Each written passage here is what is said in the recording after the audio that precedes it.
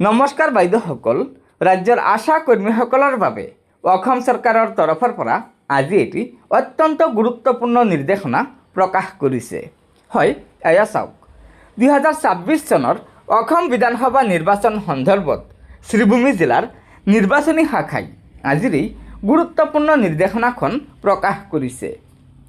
এই নিৰ্দেশনাখনৰ জৰিয়তে জনাইছে যে শ্ৰীভূমি জিলাৰ মুঠ 1188টা ভোটগ্ৰহণ কেন্দ্ৰত ভোট গ্ৰহণৰ দিনা মোবাইল ডিপজিট ফেচিলিটি পৰিচালনা কৰাৰ বাবে আশা কৰ্মীসকলক নিয়োজিত কৰা হৈছে। সকলো নিয়োজিত আশা কৰ্মীয়ে নিৰ্বাচনৰ দিনা অৰ্থাৎ 9 এপ্ৰিল 2026 তাৰিখে পুৱা 6:30 নিজ নিজ ভোটগ্ৰহণ কেন্দ্ৰত উপস্থিত থকাটো বাধ্যতামূলক। শ্ৰীভূমি জিলাৰ নিৰ্বাচনী বিষয়াৰ কাৰ্যালয়ে 3 এপ্ৰিল 2026 তাৰিখে এই গুৰুত্বপূৰ্ণ জাননীখন প্ৰকাশ কৰিছে।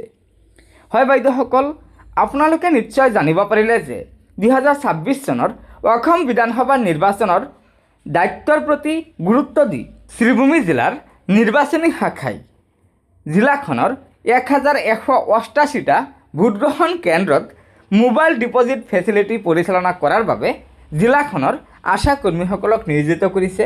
সেয়েহে 9 এপ্ৰিল 2026 তাৰিখে পুৱা 6 বজাত অৰ্থাৎ 6:30 আশা কৰ্মীসকলক ভোটগ্ৰহণ কেন্দ্ৰত উপস্থিত থাকিবলৈ নিৰ্দেশনা জাৰি কৰিছে। আমি ইতিমধ্যে শ্ৰীভূমি জিলাৰ বিষয়ে এই নিৰ্দেশনাখন লাভ কৰিছোঁ। বাকী কোন কোন জিলাত দিছে আপোনালোকে অনুগ্ৰহ কৰি জনাই দিব। গতিকে বাইদেউসকল, লগৰ বান্ধৱীসকলক ভিডিঅ'টো শ্বেয়াৰ কৰি আজিৰ এই গুৰুত্বপূৰ্ণ খবৰটো জনাই দিব আৰু নতুনকৈ অহা বাইদেউসকলক অনুগ্ৰহ কৰি আমাৰ এই চেনেলটো ছাবস্ক্ৰাইব কৰি ল'ব। ধন্যবাদ। জয় আই অসম।